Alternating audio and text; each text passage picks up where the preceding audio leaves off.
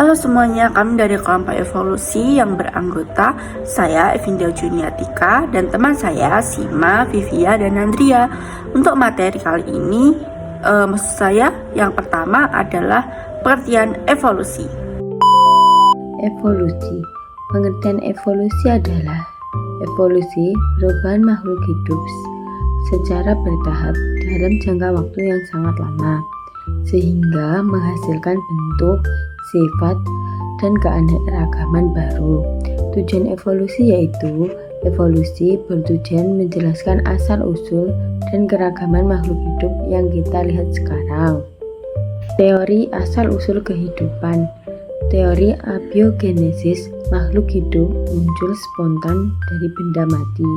Misal, katak dari lumpur, lalat dari daging busuk. Tokoh dan eksperimennya yaitu Aristoteles, makhluk yang muncul dari lumpur daging atau daging busuk, dan Leeuwenhoek, mikroorganisme dari air rendaman jerami, namun kemudian terbantah oleh eksperimen Louis Pasteur yang menunjukkan kehidupan berasal dari kehidupan lain atau biogenesis. Teori asal-usul kehidupan. Teori kosmozoa atau panspermia menyatakan bahwa benih kehidupan spora mikroskopis tidak berasal dari bumi, melainkan tersebar di seluruh alam semesta dan mencapai bumi melalui meteoroid, asteroid, atau kornet. Tokoh dikemukakan oleh ilmuwan seperti Svante Arrhenius dan Richard. Teori ini berpendapat bahwa kehidupan muncul ketika benih tersebut menemukan lingkungan yang sesuai. Teori asal-usul kehidupan. Teori evolusi kimia menjelaskan bahwa kehidupan berasal dari reaksi senyawa anorganik sederhana di atmosfer purba serta metana, amonia, hidrogen, uap air yang dipengaruhi energi halilintar atau sinar kosmik menjadi molekul organik kompleks seperti asam amino yang kemudian dikembangkan menjadi protobian struktur mirip sel. Dan akhirnya organisme hidup didukung oleh eksperimen Miller-Urey yang meniru kondisi ini dan hasil menciptakan senyawa organik. Perbandingan teori. 1. Teori abiogenesis. Tokoh Aristoteles, status ditolak. 2. Biogenesis. Tokoh Pasteur, status diterima. 3. Kosmozoa. Tokoh Arrhenius, status hipotesis. 4. Teori evolusi kimia. Tokoh Abarin, status paling kuat. Baik, setelah tadi dijelaskan oleh teman saya mengenai asal-usul kehidupan dari teori evaluasi secara umum, selanjutnya saya akan menjelaskan perbandingan teori evaluasi menurut Lamarck, Darwin, dan Weismann.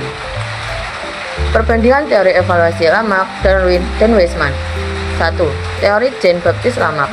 Tokoh pertama yang akan saya jelaskan adalah Jean-Baptiste Lamarck. Menurut Lamarck, perubahan makhluk hidup terjadi karena pengaruh lingkungan.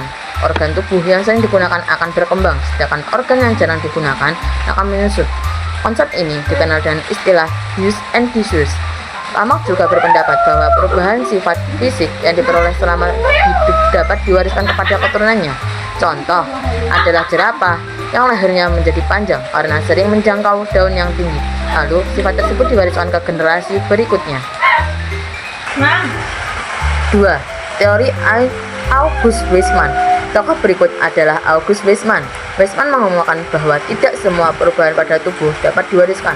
Ia membedakan antara sel tubuh atau sel somatik dan sel kelamin atau sel gamet. Melalui percobaan dengan memotong ekor tikus selama puluhan generasi, Weismann membuktikan bahwa perubahan pada sel tubuh tidak diwariskan kepada keturunannya, hanya sifat yang dibawa oleh sel gamet atau genetik yang dapat diturunkan. Teori ini sekaligus membantah pendapat Lamarck mengenai pewarisan sifat yang diperoleh. Selanjutnya adalah Darwin. Teori evaluasi menurut Charles Darwin. Darwin menyatakan bahwa evaluasi terjadi melalui seleksi alam. Dalam suatu populasi terdapat variasi, misalkan jerapah dengan leher panjang dan leher pendek. Jerapah yang memiliki leher lebih panjang lebih mampu bertahan hidup karena dapat menjangkau makanan. Makhluk hidup yang paling sesuai dengan lingkungan akan bertahan hidup dan bereproduksi, sedangkan yang tidak sesuai akan tersisih secara alami. Petunjuk atau bukti evolusi. Fosil, sisa-sisa makhluk hidup yang mengalami mineralisasi di dalam buatan, dan perbandingan anatominya adalah ilmu mengenai persamaan dan perbedaan anatomi dari makhluk hidup.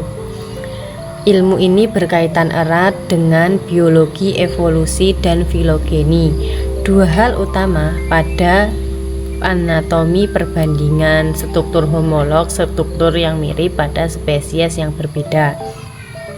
Dan perbandingan embrionya adalah perkembangan awal beberapa spesies makhluk hidup menunjukkan bentuk dan struktur yang sama.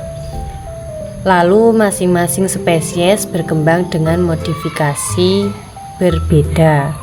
Dan biografi perbedaan bentuk paruh pada burung finch menunjukkan perbedaan lingkungan. Dan perbandingan fisiologinya ditemukan adanya kesamaan proses fisiologi pada beberapa organisme. Dan perbandingan biokimianya adalah jika dianalisis secara kimia tubuh beberapa makhluk hidup menunjukkan adanya kesamaan. Dan di slide selanjutnya ini ada beberapa foto, yaitu foto fosil, foto perbandingan anatomi dan perbandingan embriologi, dan juga biografi perbandingan fisiologi dan perbandingan biokimia. Baiklah, saya akan menjelaskan tentang mekanisme evolusi, proses biologis yang menjelaskan perubahan bertahap pada makhluk hidup dari waktu ke waktu.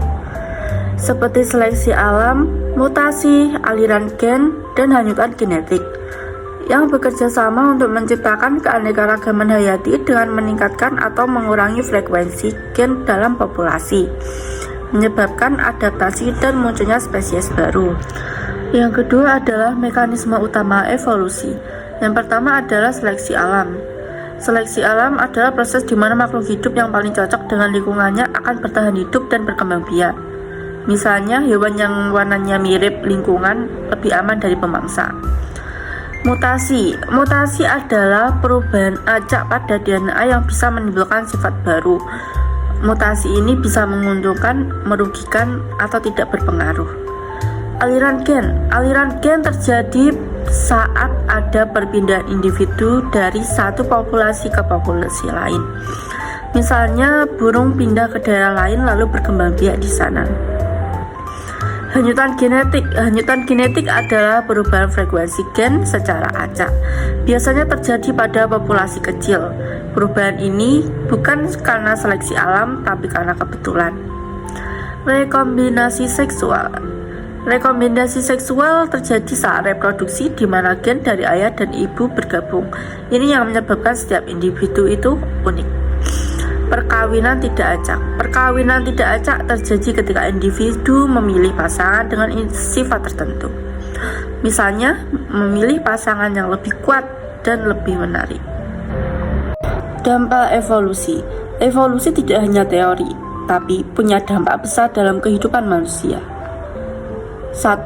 Ilmu biologi modern. Evolusi membantu ilmuwan memahami hubungan kekerabatan antara makhluk hidup. Kedua, kedokteran. Dalam bidang kedokteran, teori evolusi digunakan untuk mengembangkan vaksin dan obat. 3. Pertanian dan peternakan. Evolusi dimanfaatkan dalam persilangan tanaman dan hewan untuk menghasilkan varietas baru. 4. Konservasi lingkungan. Evolusi membantu menjaga keanekaragaman genetik agar makhluk hidup bisa bertahan. 5. Pemahaman kehidupan. Teori evolusi memberi penjelasan ilmiah tentang asal-usul kehidupan. Untuk kesimpulan materi ini adalah evolusi adalah perubahan makhluk hidup secara bertahap. Teori ini dibuktikan oleh fosil, homologi, embriologi, dan biokimia, serta terjadi melalui mutasi, seleksi alam, dan isolasi. Penutup, dengan memahami teori evolusi ini, kita bisa lebih menghargai keanekaragaman hayati dan memahami peran manusia dalam menjaga keseimbangan alam.